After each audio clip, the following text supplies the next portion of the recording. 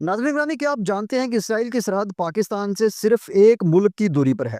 शाम जल चुका है, इराक तबाह हो चुका है, ईरान पर बम बरस रहे हैं और अब सिर्फ एक दीवार बाकी है और वो है पाकिस्तान। ये कोई साजिशी थ्योरी नहीं, ये वो हकीकत है जो नक्शे पर भी दिखाई देती है और तारीख में भी लिखी जा चुकी है। अगर आप ये समझते हैं कि ये सब हमसे बहुत दूर है, तो ये वीडियो आपके लिए, क्योंकि अगला निशाना हम भी हो सकते हैं। दोस्तों, नक्शा देखिए तो साफ नजर आता है कि इसराइल की सरहद उर्दन से मिलती है, उर्दन की शाम से, शाम की इराक से, और इराक की सरहद ईरान से जा मिलती है, और ईरान के साथ सरहद पाकिस्तान की लगती है। ये सिर्फ जगराफिया नहीं, एक गहरी और पुरानी हिकमत अमली है। ये सब उस वक्त शुरू होता है जब उर्दन के बादशाह किंग हुसैन इसराइल के साथ अमन मुआहदा करते हैं। इस मुआहदे के बाद इसराइल को बराह रास्त शाम की सरहद तक रसाई मिल जाती है। इसराइली खुफिया इदारा मुसाद शाम में फाल हो जाता है, लेकिन शाम में हाफिजुल असद एक रुकावट बनकर खड़े हो जाते हैं।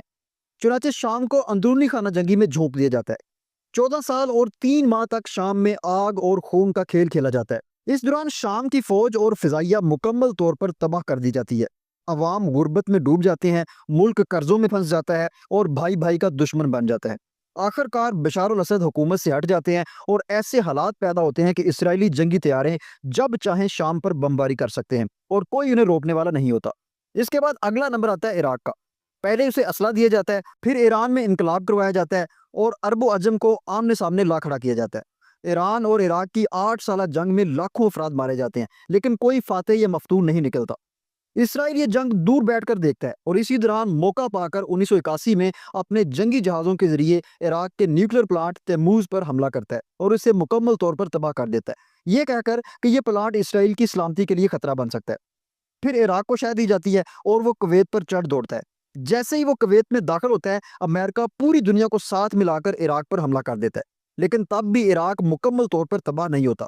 फिर 2003 में इसराइल अमेरिका को कायल करता है कि इराक खुफिया तौर पर मोहलक हथियार तैयार कर रहा है। इराक इनकार करता है और आलमी अदारे को पूरी रसाई देता है, लेकिन उस अदारे के लोग दरअसल जसूस निकले।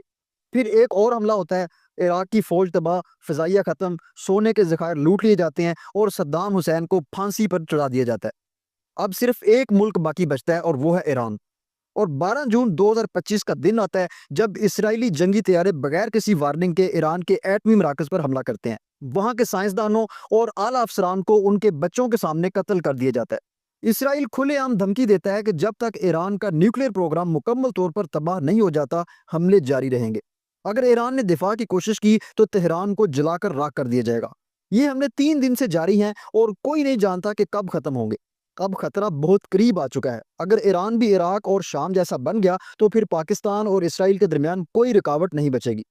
इसराइली जंगी तैयारे उर्दन, शाम और इराक के ऊपर से आसानी से पाकिस्तान तक आ सकेंगे और उनके लिए फिजा में ईंधन की भी कोई ज़रूरत नहीं होगी, क्योंकि भारत जैसे ममालिक न सिर्फ हमायत करेंगे बल्कि शायद अपनी ज़मीन और फ़िज़ाई हदूद भी इस्तेमाल करने दें। सवाल यह है कि क्या हम उस वक्त का इंतज़ार करेंगे जब दुश्मन की परवाज़ें हमारे शहरों के ऊपर हों, जब हमें भी सद्दाम और बशार की तरह तनहा कर दिया जाए, जब पूरी दुनिया तमाशाई बनी हो और हम सिर्फ बेबसी से आहें भर रहे हों। मोअज़्ज़ज़ दोस्तों, यूरोप और अमेरिका की इंसान दोस्ती सिर्फ उसी वक्त चीखती है जब उनके मफाद पर ज़रब पड़ती है, वरना उन्हें हमारी नस्लें तबाह होने की कोई परवाह नहीं।